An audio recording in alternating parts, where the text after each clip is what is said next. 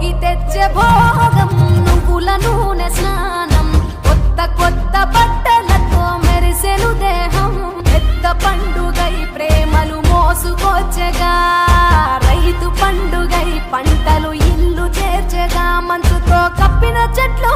అందాల ముగ్గుల మెట్లు కన్న తల్లి పిలిచినట్లు రమ్మని పిలిచే ఉండే ఎగిరి పుట్టి